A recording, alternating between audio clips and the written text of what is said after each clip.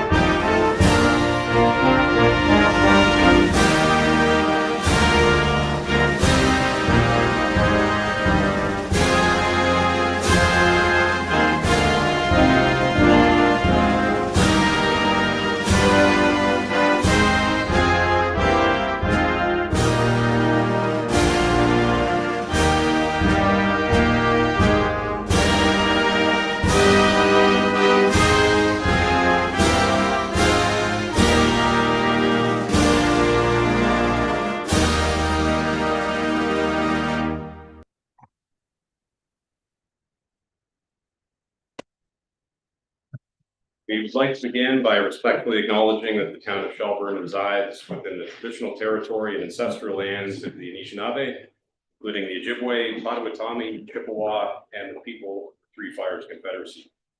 These traditional territories upon which we live, work, play, and learn are steeped in rich Indigenous history and traditions, and it is with this statement that we declare to honor and respect the past and present connection of Indigenous peoples with this land, its waterways, and resources. It's a reminder to members to declare any pecuniary interest that you may have. Deputy Mayor Hall is tied up with a work commitment today, and Councillor Guichardi is currently tied up with a work commitment, but is on his way from Toronto and expects to be here between 7 and 7:30. Otherwise, we're all here. We have quorum. On to our minutes from the February 24th meeting. Can I have a mover and seconder to approve those minutes? Councillor Sample, seconded by Councillor Fegan. Any discussion on those? None, all in favor? Carried. All right, public question period. Any questions from the gallery? Is anything submitted electronically? No, okay.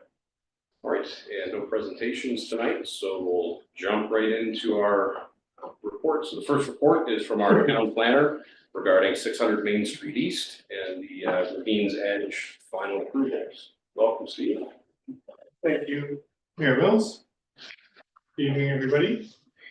So you'll see a copy of my report in your agenda package. Provides a lot more detail than I want to cover in my overview. And I think you're all quite familiar with the development as well. This has been council several times over the past number of years. I think the main points that I want to cover, firstly, look, it's important to understand the purpose of this report is a bit different than the last few that you received. So we're finally at that stage where we can verify that the conditions have been satisfied. This development had a conditional approval essentially since about this time in March 2018. So it's been a long road to get to this point. Between then and now, there's obviously been a number of factors that have affected the timing of the development. When it initially started, it didn't have a builder. There was a landowner that once they got their approvals was going to reach out to different builders and see who was interested. And eventually Centerville Homes came to the table, and they've been running with this project since about 2020, 2021. In the background section of my report, I've just covered some of that context. You're familiar with the location north side of Main Street, just east of the Besley Drain, south of Greenwood Park.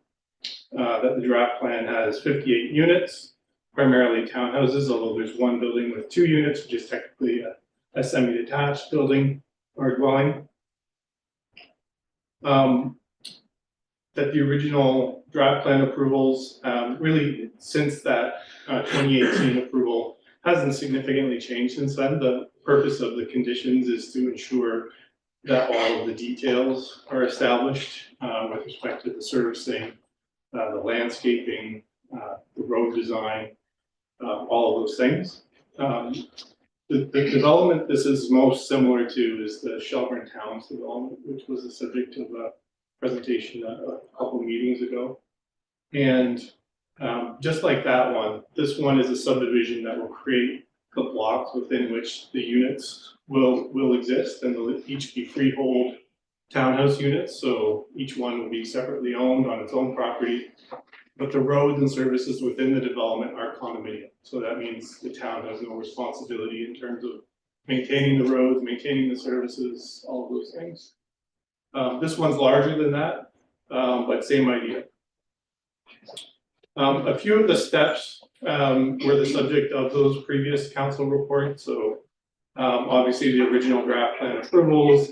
One of the conditions was rezoning of the site to ensure the proper zoning standards for the lots and blocks in the development. So those were approved in 2020 and 2021. One of the aspects of the rezoning was initially a sales center. And because the development initially had a pretty strong response from the market, they didn't end up putting a center on site. But more importantly, the 2021 full rezoning was to establish all the detailed standards for each of the blocks for the residential units. And all of those went through the required public notices, public consultation, and so forth. One of the more recent steps was a pre-servicing agreement, and then following that, the subdivision agreement. Those were in 2022 and 2023, and then some changes to the subdivision agreement last year. That had to do with, you may recall, the costs of the trunk sanitary sewer upgrade that was replaced within the development. That work has been done. That work wasn't required for the development specifically, but as we know, it's fairly close to the wastewater treatment plant, so there are some pretty major sewers that run through the property. One of the benefits that I've covered in the past of this development is that the town would get full ownership of those trunk sewers, whereas right now they're within easements across the property. So blocks of land would be dedicated to the town following the registration of the plan, so that you no longer have to get access to private property to maintain and replace and upgrade those sewers in the future. Also more recently, street names were assigned, although these are private roads. The town has the ability to assign street names. So Lemke Way and Allen Road were assigned. And then I just wanted to also note, as part of the background, that a public trail will be developed along the Besley Drain as part of this development, with a pedestrian bridge that would cross over into Greenwood Park. And that's reflected in the Parks and Recreation Master Plan as well. In terms of the analysis, there's quite a bit there, so I won't go through all the conditions and how they've been satisfied in detail. That could take quite a while, but it's all documented there. All of the external agency clearances have been obtained by Centerville, except for one, which is the Nottawasaga Valley Conservation Authority. The reason that one isn't in place yet is the MVCA has one outstanding item, which is they want a copy of the fully executed subdivision agreement. And in order to provide that, the developer does have to provide some additional securities and fees that they haven't provided yet. And the reason that they've explained for that is they were able to do more work under the pre-servicing agreement. And since they don't have to post these additional securities and pay these fees until the subdivision agreement is fully executed, which they have signed, but the town hasn't signed yet,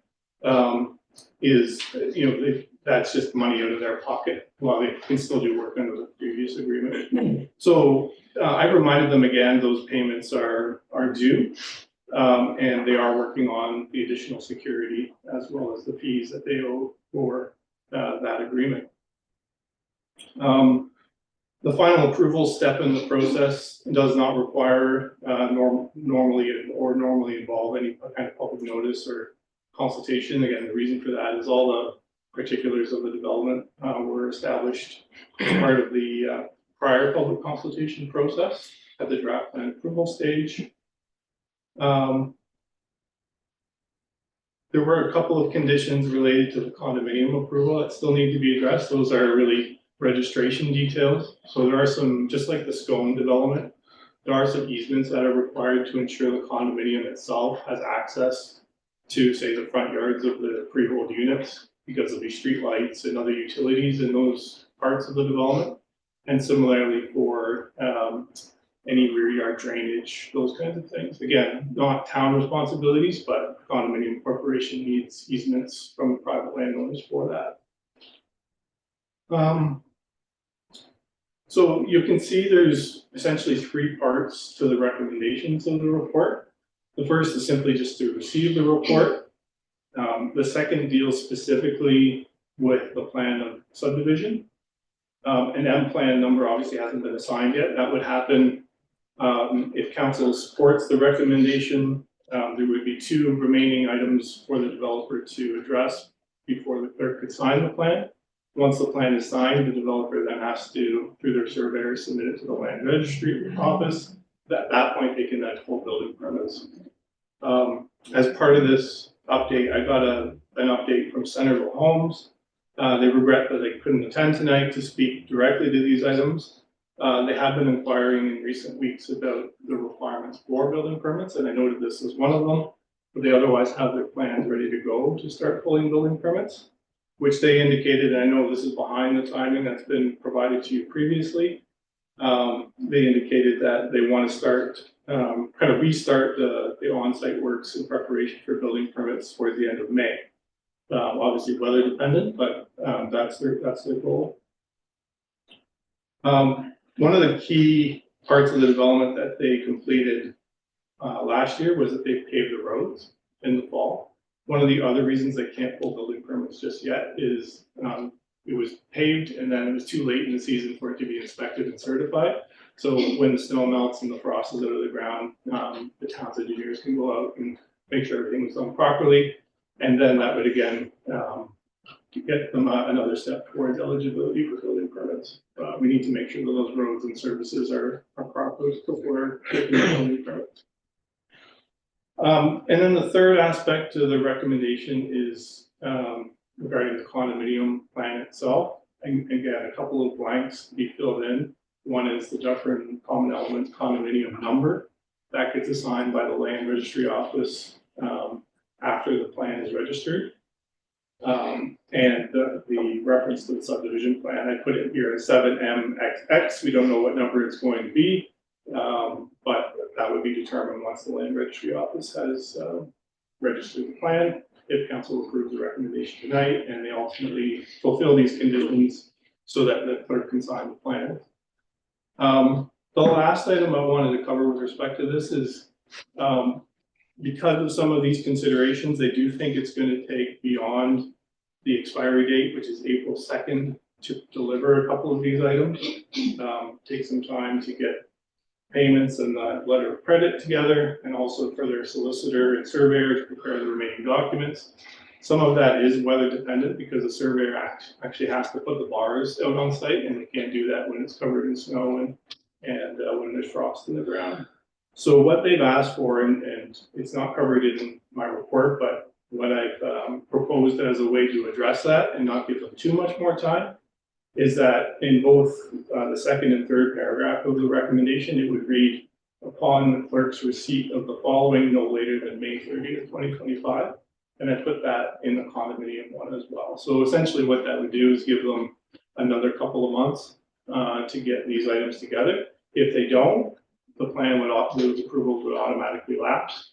If they do, that would enable me to recommend to Jennifer to sign the plans, and then they can register.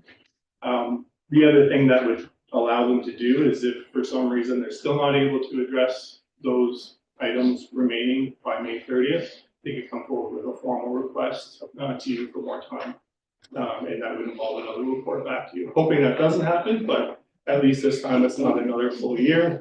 And we know you're going to see some, either some results in the next couple of months, or if not, then it elapses and they have to come back to you for more approvals. I think the last point maybe to mention here too is that Centerville did, without getting into too much detail, reference the market conditions not being as favorable, obviously, as they were when this all started. That, you know, some of the sales increases that they had probably aren't there anymore. I don't know those numbers. We have had a number of follow-ups from purchasers looking for updates on the status of this because they want to know what's happening with the home they have a deposit on.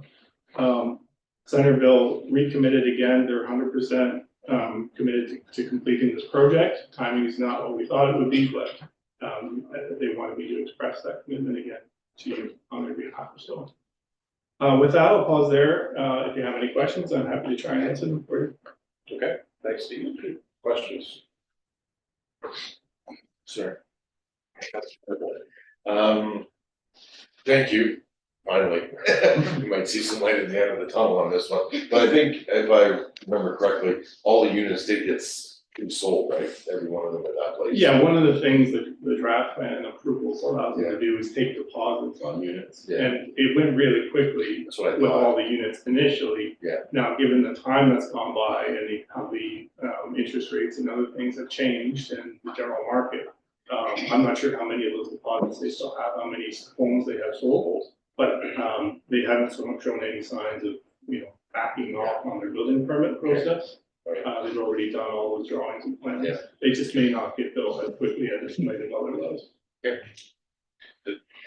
The delays may have actually gotten through worst part of the department. That's the hope, I think. That's the hope, yeah. Oddly enough, but yeah, time will tell.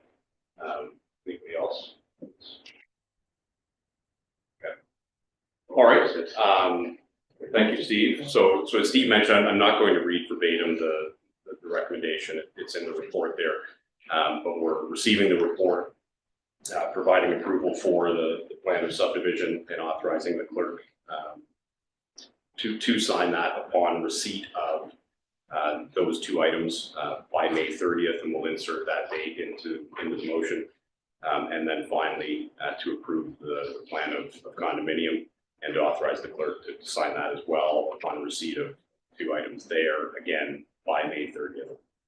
And I think that's wise to do that, just to keep the pressure on. And I mean, if there is an issue, then they can come back, obviously, but at least it gives them something to work towards. Okay, so mover and seconder for that then, Councillor Sample. Seconded by anybody? Oh, fine, Councillor Wagner? with reluctance. Yes. Right, any further discussion on that one? All in favor? Carried. Okay. Thank you, Steve. Thank you, Steve. Tell them not to come back May 30th. Right? Yes, sir. Don't do that. It's a lot. Tell you, man, pretty sure last time I said I wasn't gonna vote yes, if they wanted another extension. All right, so I missed one meeting and obviously got out of practice. I blew right past council inquiry before we jumped into reports. So before we go to the next report, we'll take a step back to council inquiries. Were there any inquiries? Councillor Fegan? Okay, I know that I just this afternoon sent out an email to all of council as well, copied Jim, Jennifer, and Denise. It was late this afternoon. I've received information from two residents of Amaranth who live right behind Fiddle Park, and they have complaints about the snow that's been blown with machines to create the berm, and what they're saying is that the machinery has actually blown it beyond their fence line and has created significant dirty snow plus a snowbank. Now understood, and they've said they understand that the snow that we've had this year is very significant and is far more than what we normally experience. One of the residents, and she's given me permission to use her name, Dawn Bales, from 22 Woodland, Amaranth. She was the one who brought this to my attention. She is concerned because she has a dog who is now able to literally walk over her fence and has escaped numerous times. So I guess the question to Jim, and I know that you've had communications with, and I received your email as I got here today, but I thought I would still bring this to public forum and just see if you could address the situation and give us Done? No, I'm not done, but I'm the mother-in-law. Oh, fair enough, fair enough. I did promise that I would bring it up, so I just wanted to make sure that it's in the public forum and see if we can get some information and some potential answers or what the situation is there. Sure, through your worship, we have had, two complaints that have come in, one also from a neighbor this afternoon, that you forwarded on, it's been forwarded over to us. We have gotten back to the first complaint, number 22, twice now. Once written, and then I was talking to them last week again. The dog, complaint was not added in there, it was a failing septic complaint, and then the blowing snow. Blowing snow in Nipit, we are actually dumping on the roadways within, Middle Park there. In the last 8 years since I've been with the town, we've only had to use the one roadway. The way that works is they come in, they dump in that south corner, the east side as well.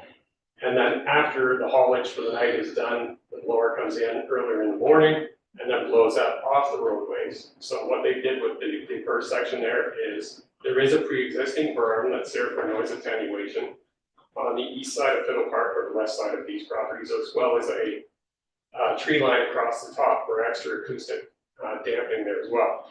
So staff has been blowing up to those trees, that's for the dirty snow. And in any time I've been over to look at this complaint, or the twice I've been over in the photos I have, it's been drifting snow that's coming over the berm into the backyards, which there was also a complaint about damage to the residence fence is actually the town fence, that's our perimeter fence, goes right back. If there is damage, we will be looking at it in the spring.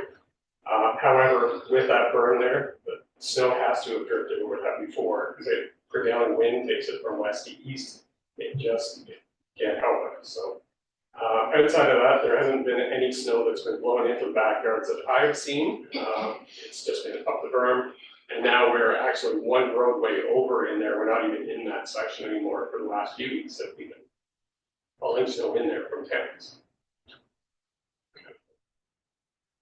And I guess longer term, looking, it's not an immediate fix, obviously, but looking at sort of the longer term plan for Fiddle Park, which includes some trees back there, that likely will help with that blowing snow, because, I mean, as you say, with the winds coming west to east, right now, it's a wide open field, with no barrier whatsoever to prevent that snow is sitting in the park drifting.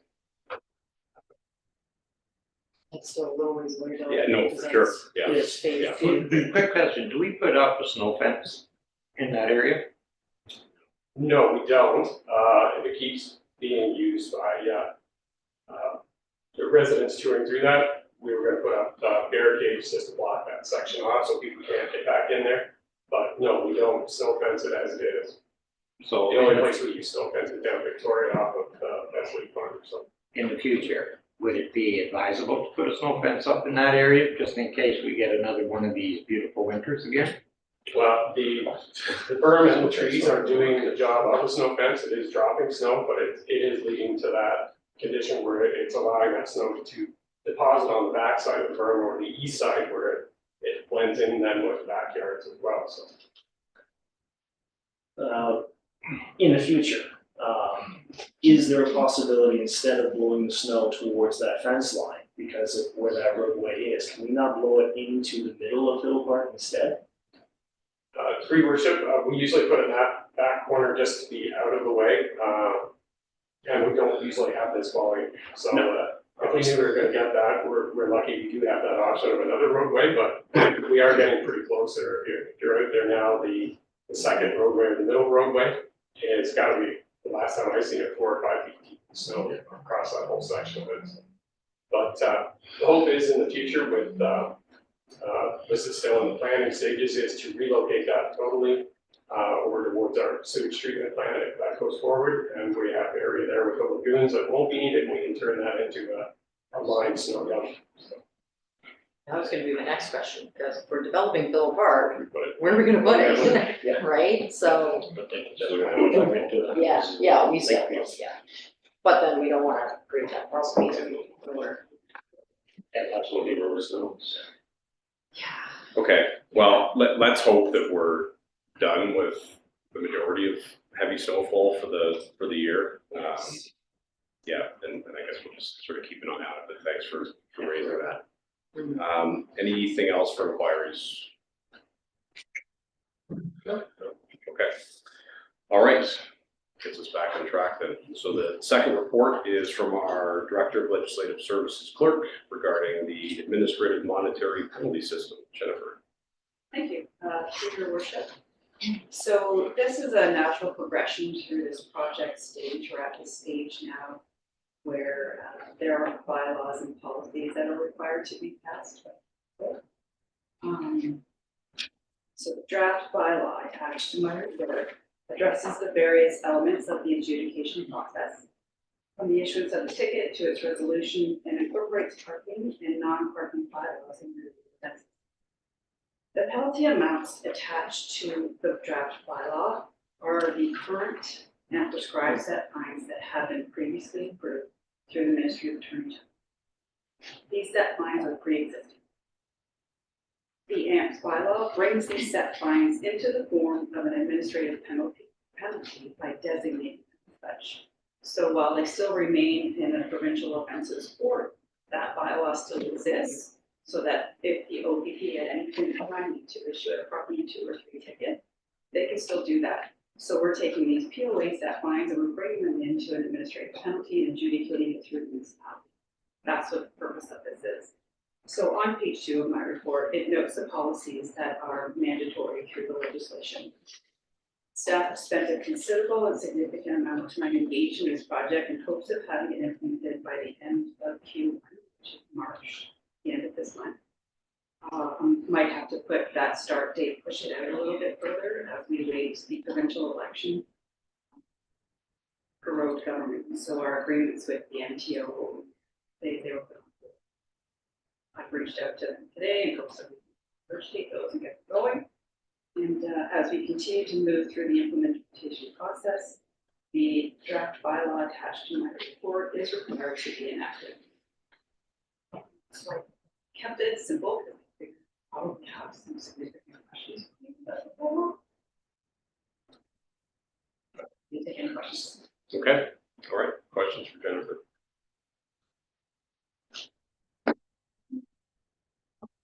I kind of thought it was pretty straightforward. I thought it was pretty straightforward. Now. Now you made me nervous. Now I'm like, oh gosh, I'm supposed to have questions? Because I'm like, I thought it was actually not bad. Thought it was good. Pretty, yeah. Councillor Bouchard came in on Friday. He did have questions about the set fines and just questioned their existence and how we got to that. Okay. And I Like the amounts? yes. Okay. So those amounts, they are approved. And so when you submit them to the ministry, you project, a $300 fine. If they think it's onerous, they strike it out and bring it back to you as one.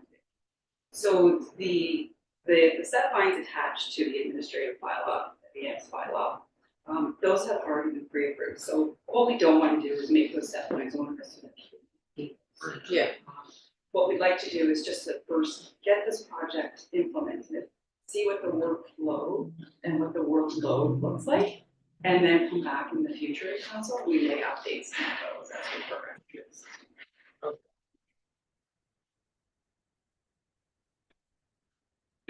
And there are other municipalities that have enacted these, so I'm sure you found some helpful guidance. Yes, you'll note in the report, it says the township, city of Markham and it has mountains. Yeah. Including Orangeville, or town of Orangeville. So Yeah. we've been working together. That's good. Just collaborating another provincial court. Can't seem to be moving at any speed. Yeah, the efficiency of that level of board has not improved much as of late, so This also, hopefully this will. sorry, through your work, this also brings the revenue stream 100% from the municipality, whereas through the original process, we were lucky to see 5% of that. And that's 25% of any fines that are actually realized, because they are so far behind that, the number of, I'm not even gonna say delinquent fines, because they aren't delinquent, they're just unadjudicated. Which is a major problem, but, okay. And what we do is it's not being tossed up. Yeah. Just our POA revenues based on ticket expenses. So in past years, we've had budgetary targets, and we've actually been quite good at meeting those targets. We don't expect potentially to see that target unmet, and the majority of that is related to feeding tickets that are currently exclusively processed through POA. And also there's a number of, there's actually, we believe, less tickets being issued. So that will, as Jennifer mentioned, transitioning to this approach and this model has a number of benefits. This isn't traditionally about making revenue, but it's certainly about retaining the revenue that is rightfully owed to municipality and support programs and costs associated with that service area. Well, You don't wanna fine, don't do it, right? That's, so it's easy to not be part of that. Mayor Creelman from Mono, who was a justice of the peace for a number of years within the provincial defenses court, is really high on the AMP system. And I know he's done, an awful lot of work and research on this. I certainly take his seal of approval as being meaningful, as somebody who has worked within the system. Okay, if there are no other questions then, can I have a motion to receive the report and to provide for the reading and enacting of bylaw number 9-2025, which is the bylaw to establish a comprehensive system of administrative monetary penalties for the town of Shelburne. By Councillor Donato, seconded by Councillor Fegan. All in favor? That's carried. Okay, next is a report from our clerk again regarding automated speed enforcement. Thank you. So through your worship, this is another significant project we're working through. Council has, of course, discussed this many times in the past. Started out with the traffic calming review from CAO. So we've reached the next step in this process as well, and hopes of implementation of this speed enforcement program by Q3, which is estimated to be September-ish. And so I want to ensure that council is aware that while we have an AMP bylaw for municipal bylaws, these bylaws, these are two completely separate agreements with NPO, separate agreements with infrastructure. They, as much as some think it's exactly the same project, it's not, the two very different, they don't both at all. Speeding on municipal roads remains a concern, and it's hoped that implementing this program will promote compliance with the Highway Traffic Act and change driver behaviors. So the senior management team has had many meetings, is meeting bi-weekly with Global Traffic Group to collaboratively move forward with implementing the ASC program. Implementation of the program requires the town to establish the program in accordance with provisions contained within the Highway Traffic Act. Automated speed cameras can only be placed on roads where the speed limit is less than 80 kilometers an hour and where the selected roads fall within a designated safety zone or school zone. 90 days notice is required to be provided to users of the road system, and prescribed signage is mandatory. And so, should these draft bylaws be passed by council this evening, we have created a separate web page to inform residents and we're to start a communications process should bylaws attached to my report get passed this evening. So the senior management team has been working with the service provider to determine the locations and areas for camera installation based on current and historical speed data. That is currently in progress right now. We don't know where those locations will be at this time. The penalty amounts noted in tables 1 and 2 attached to the bylaw. Those amounts are set by regulation. They cannot be adjusted by council. Only the province can adjust those. And council had previously determined that we would use the administrative penalties. So the next steps noted on page 4, steps 1, 2, and 3, those bylaws are attached to for tonight for council's consideration. Step 4, conducting a privacy impact assessment. That was completed as of last week. We're good with that one. And step 5, entering into an agreement with the Township of ESSA. That's currently in progress right now. And so as we continue to progress through the project, frequent reports will be brought back to council updating us to where we're at thus far. Happy to take questions. Just refresh my memory, because I remember we've had numerous conversations on this one. one of the solutions we were talking about with Black Cat units, which were mobile and could be in different locations. I noticed you mentioned that there are specific locations that are being selected, is that not going the route of Black Cat?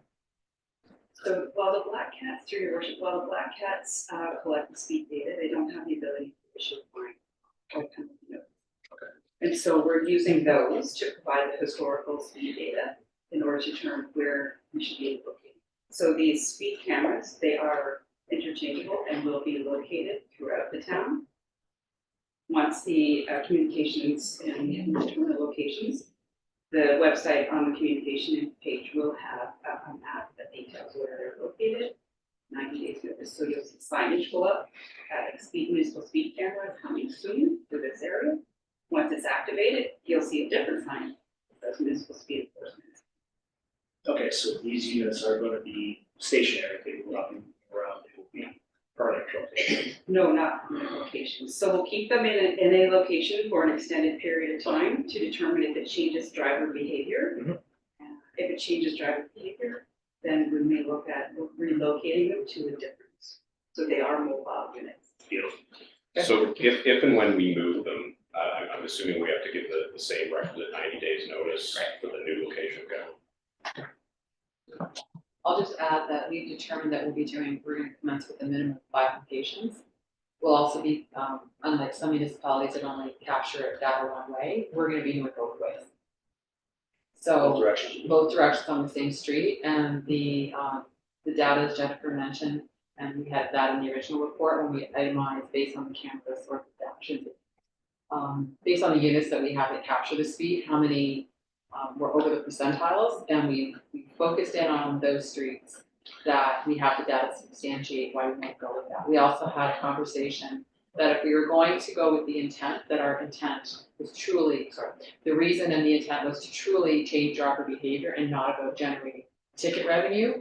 We wanted to ensure that if we had the most number of locations possible, that we would be able to gauge whether or not we had changed behavior instantly. One of the things that they've also told us through these programs is what you want to be really cautious of is if you choose a street and you change the behavior on that street, that you don't create detours, that people automatically find a solution, but then we'll find a solution to that solution by putting them on that street. Right. So this is going to be a fairly aggressive campaign for us because of the nature of the data that we have, that because we have a community that has basically 4 passages of entry, we tend to see local behavior, but we also see external behavior from those that are coming through our town, whether it's on a weekend or for whatever reason. And we're hoping that the presence of these units will decimate that kind of action for continuing to happen. Councilor Donato. In a lot of the communities that you see, end use and whatnot, is damage is being done to these cameras. Spray painting, whatever, to damage. Is Global going to look after that? Is that our responsibility? Whose responsibility to make sure those cameras don't get damaged? Through your worship, they have dedicated employees through Global Checkers. Excellent. So I'll just clarify too, unlike say Toronto or Mississauga or the ones that are more street level. Yeah. These are highly mounted. So that program is why we also chose this kind of unit because it makes it much more difficult to anything can be damaged. But it doesn't apply the access that say a ground level or mid-level mount unit would provide. So this was critical to us as well to ensure. And then the turnkey program that we're part of with Global was also, unlike say the other program, is that we did not want to be owning or leasing and then incurring the damage related costs and or the insurance. So this is why we went with the turnkey. Yes, there's less revenue, but there's also less risk and less capital investment. And we had outlined that all in the original report on why we were taking the direction that we were taking. It was to ensure that we didn't have to make investments in such a program and incur more costs if things like that, the damage was something that we faced. And unfortunately, there are municipalities that are regularly facing damage to it. I didn't think anybody would damage a camera on top of the CDRC with barbed wire fence preventing him from getting them up there. They did. Councilor Sample. So I've been through Thornton quite a few times, and Thornton has the same systems, and those are fairly up high. I've been okay.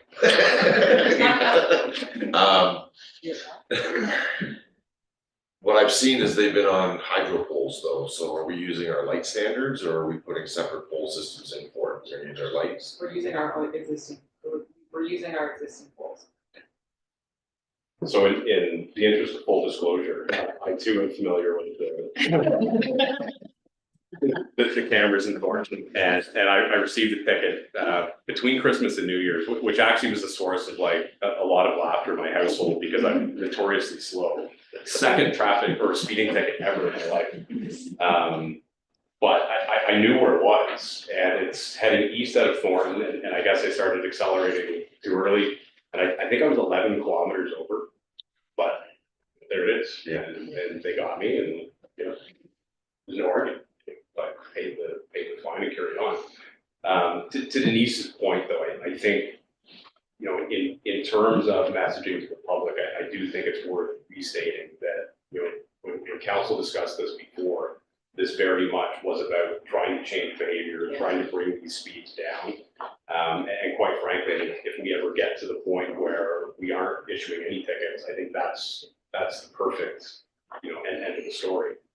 This is not about revenue generation. But one of the things, going back to that original traffic calming report that we had looked at when we reviewed all the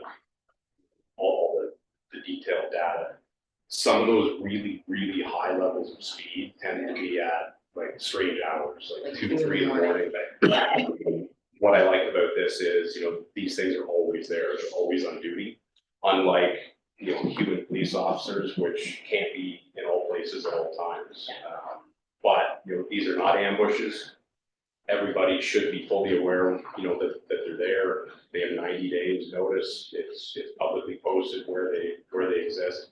So the intent really is to try to drive those speeds down, and not to generate revenue. I mean, if we can offset the cost of carrying out a program, great. But I think, you know, at least all of us around this table, what we ultimately want to see is reduced speeds within the town.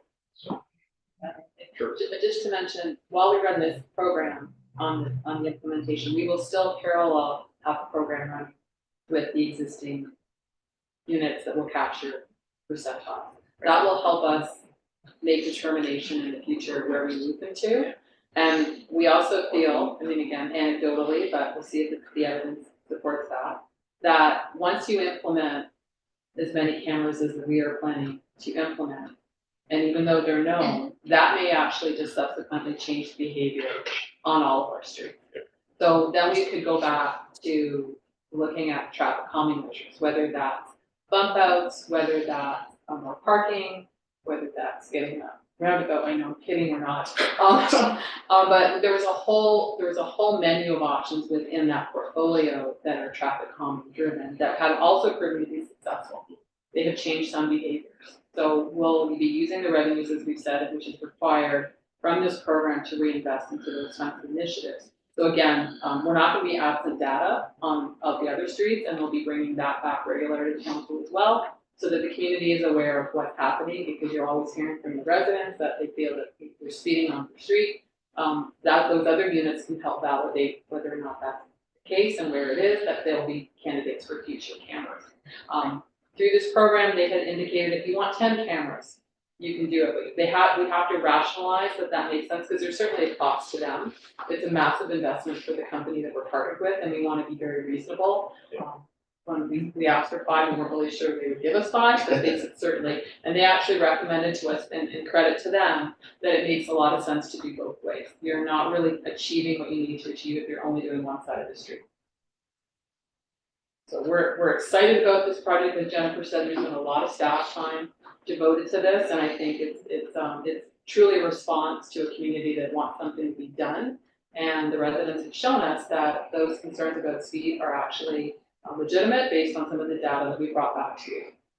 And I think that's the other key, that, you know, that this isn't just based on knee-jerk anecdotal reaction. We spent a significant amount of time checking data, and Councillor Donato, I mean, that's in large part thanks to your advocacy, that originally you get those units. Well, yeah. But it's proven helpful, and I think in terms of selecting the locations, it's going to be based on empirical data as opposed to just, well, you know, I think there might be a speeding problem on that street, so. So Q3 this year, we're hoping to be Yes. up and running, okay. Thankfully, after this update, not hearing more complaints from residents about speed.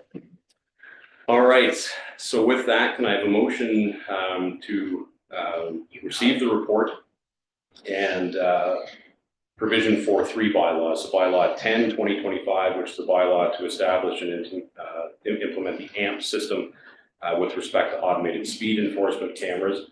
Bylaw 11, 2025, which is the bylaw authorizing myself and the clerk to execute a speed enforcement administrative penalty agreement between the town and the province. And then bylaw number 12, 2025, which is a bylaw authoring, again, myself and the clerk to execute an agreement between the town and the province for the camera system administrative penalty enforcement program. Councillor Donato, seconded by Councillor Fegan. All in favor? Can I just ask a question? So when you're coming into town from past Foodland and everything, when you go past the lights, we're still in a 50 zone there, but 124 up in the second line up into the lights are 40. So the reason, is that just because of MTO? Yeah. Telling us we have that speed limit at 50 there? Because So- we seem to be fairly into the town farther than we're not on the 124 side, so. So I can clarify that when we originally, through the request that we made for traffic calming, there was a number of components to that request. We wanted certain things done, and we formally asked that we would reduce the speeds to 40. And that included within the connecting link. The connecting link ends at some. So we could go back and make the request to the MTO to continue the 40 up to and including where it actually hits the town, the Shelburne property. And we can make that request, but that's why you've got the disconnect. So there's no place within our boundaries other than that small section, which I know can be confusing for people. Yeah. But that's the only part of our community. And then obviously when we left, Shelburne, it turns to 60 on 24 before it goes back to. So it would have to be something that council asked us to, but that's within their control. Yeah. So similarly, if we make the request, we can try. We asked as a matter of fact, I know we formally only asked for the connecting link and we push it out. I'm sure you know what the answer is. Yes.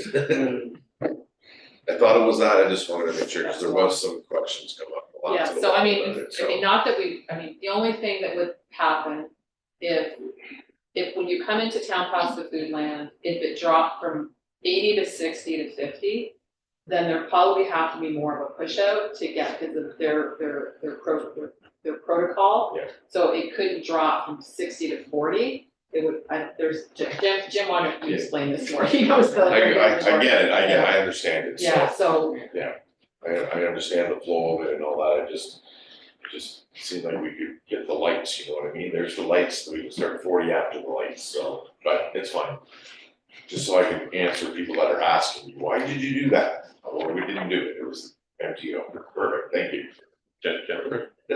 Through your worship, that being said, we do have the ability to install the speed enforcement cameras within the connect on Main Street and. Okay, good.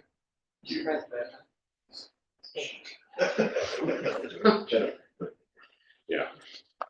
Okay, next item is a memo from our Arts and Culture and Heritage Committee regarding some newly proposed back lane names. Councillor Fegan, Councillor Wagner, one of you want to speak to that? Go ahead, Liz. Okay, yeah, it's not, I guess it's just a sort of a continuation to finish the naming of the back lanes. I wasn't part of the Heritage Committee when that first started, so, I thought you were. no, No, it started- that, because it started like Well before a us. while ago. Yeah. So, Well, I once, but but I have pushed to finish it. Cause I'm like, come on now, like, let's go. So yeah, so finally, we're in the final stretch there of the last three. And, so we were able to come up with a couple of names. Rightfully so, as to the location. We've got the one lane over by, where the old feed mill used to be, so, we came up with the Sawyer's, feed mill, lane, and, we were lucky enough to get approval from the Sawyer's family that, they thought that was, a good idea. Then, Townsend Lane, we figured was, we had a sort of a request actually come in because of the, amount of, local sort of historical aspects the Townsends have done for Shelburne. So it is kind of outlined here briefly as to their contribution. We also were lucky to also have approval from the family to say that they would love that. And then the final lane is just a little bit more north off of Owen, well, sort of behind Owen Sound Street between Fourth and and then that one we were thinking would be Rose Lane, and that was after Mr. Rose, who wrote pretty much the history of Shelburne, I guess you could say. I think all of us know the Rose book. We've referred to it in the past when we've looked for historical information.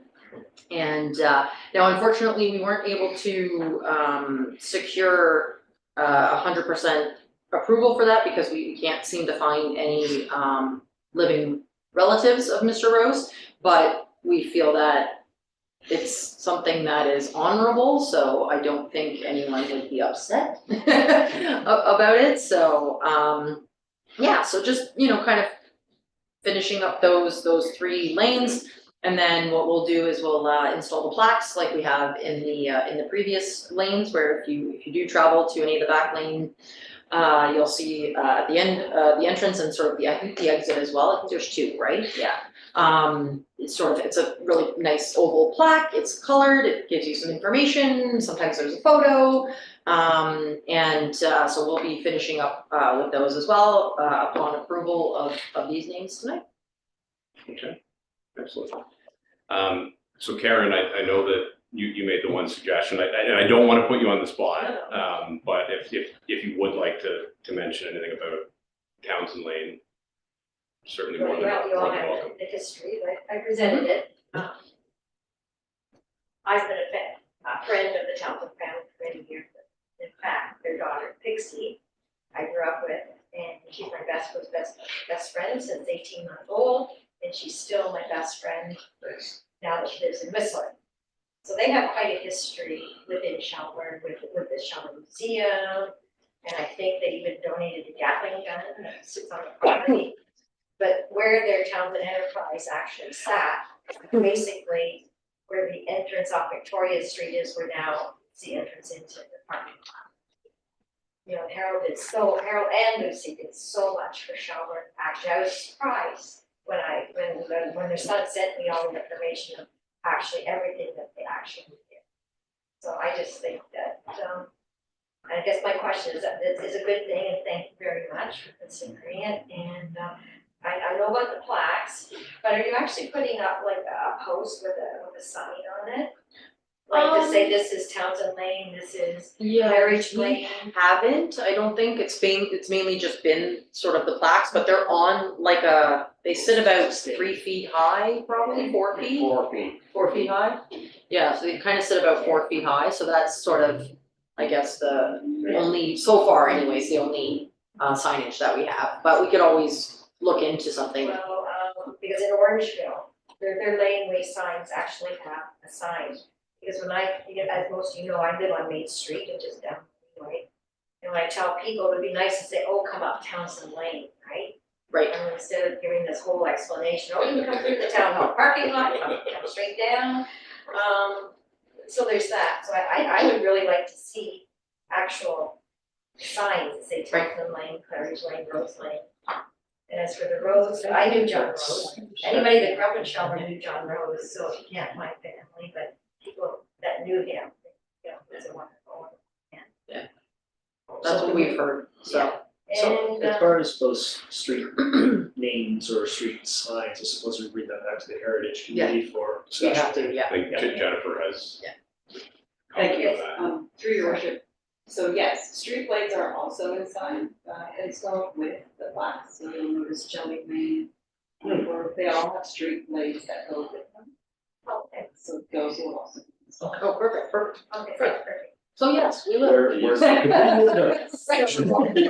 Once in a while. I do, It's a I hill actually do. drive. I walk the back lanes all the time, I just don't pay attention unfortunately. I'm very back, like. Yeah, I'm usually just trying to get somewhere, so. They probably won't show up on like the likes of Google Maps and stuff because they aren't designated Cause they're not highways. But streets. to your point, if you're giving directions to somebody, you can say turn on Victoria Street and look for the. Look for the Yeah. sign, and I guess my question, because I was really confused, I apologize, Alice, about actually where Townsend Lane starts, which will be Victoria Street, I'm assuming. And I heard it was going all the way down to Dufferin, Yeah. so that's correct. Pull up the map. So. Past stuff. Past stuff. Past stuff. Okay. Yeah, So, Yeah. so say for instance, if you go down from the town hall down to James Street, okay, you've got that piece of it. Then you've got another piece and another Right, piece. right. Because there's streets across, will you be actually putting a sign to indicate just for the benefit of the other people that right. live down the street? The street blade, what you call it, street Street blades. blades. Street- Yeah. those go in each of those intersections. I would Are they? assume, yeah, Okay. but I think the plaques are The plaques are generally just the entrance and the beginning and exit. the, yeah, like so, I think in that way. Oh, yeah. Right. Right. Yeah, Cause my thought about the one that starts here, if you could put it beside the bench, right, but I don't know about gas line. Yeah, I yeah, think, there'll be a few factors. It's gonna be sort of hard, you know, but yeah. it would be nice if it'd be there, cause people, you know, we come to town, we walk here. Mhm. They might think, okay, thank you. Yeah, no, for sure. Well, For sure. thanks for making that suggestion and. Oh, okay. Being knowing both Harry Sawyer quite well. Being a rotarian with them, and you John Rose, at the Harry school. Sawyer or Jim? Both Harry and Jim. Yeah. I knew the whole Sawyer family, my dad built it home, that's why I know them quite well. And, John Rose as well. So, I'm glad to see all the things that people have done, I think. Okay. That's a good thing. When did we start? It was for Canada 150, wasn't it? Because we had that grant and that's what we decided to use it for. That's correct, Yeah. yes. 2018 Seals, I remember was that. the I installation of know, the majority of them, we just didn't have, we ran out of funds to support the remaining. I think I joined the committee the year after, I think it was like 2019 when I joined. And then so they already had some of them already put up with the plaques and everything, so. Yeah. But yeah, I'm like, I want this done, so. And a nice sort of connection which brings this full circle. We actually asked Wayne Townsend to do some of the initial research when we started the project in 2018. So he made a lot of those suggestions for the other names Yeah. we came up with, gave sort of brief histories of what had happened on those names or who did it. So it's kind of neat to see that connection. All right, so with that, can I have a motion then to receive the memo from our committee and to approve the suggested name of Townsend Lane, Sawyer Mill, or Sawyer's Feed Mill Lane and Rose Lane as names for the municipal laneways as identified on Appendix A of the memo. I'll, Councillor Wagner moved that, seconded by Mr. Sample. All in favor? Carried, okay. All right, and the last report for open session is just our standard bylaw to authorize the town to enter into an agreement with Shelburne Public Library for the purpose of providing library services. So every municipality in Ontario has to have some provision of library services. We're lucky enough to have our own within the town. We do this annually, right? Yeah. Okay. So this is just our agreement with the library that they will provide the services that we're legislatively required to provide. The mover and seconder for that bylaw. Councillor Fegan, seconded by Councillor Wagner. All in favor? It's carried. Okay, any notices of motion for this evening? No? Okay. Communications, thing there that jumps out to anybody?